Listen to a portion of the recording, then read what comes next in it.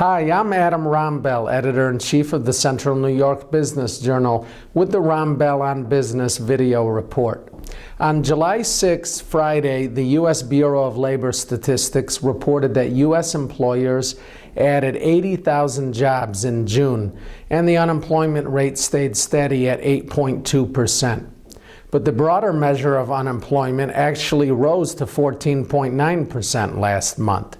That counts the unemployed who are not currently looking for work but say they want a job, as well as those who are working part-time but are really seeking full-time work.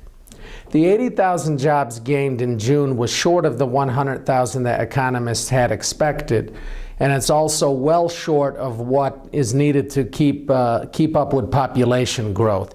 As economists generally say, we need about 150,000 jobs added a month just to maintain.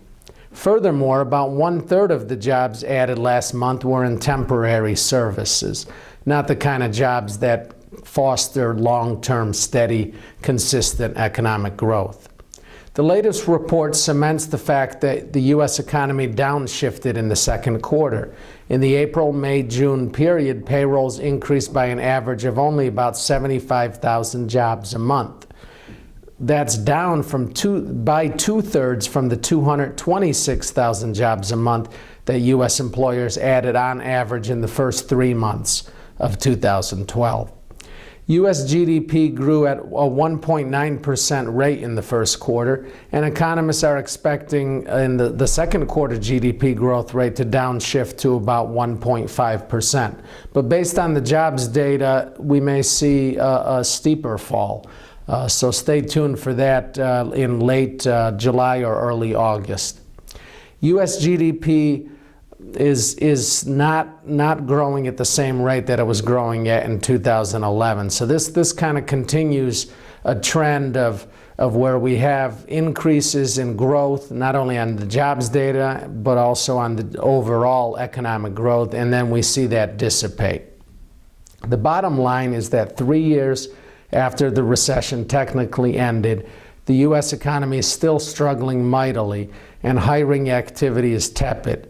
The economy has regained fewer than 4 million out of the nearly 9 million jobs that were lost between the beginning of 2008 and the start of 2010.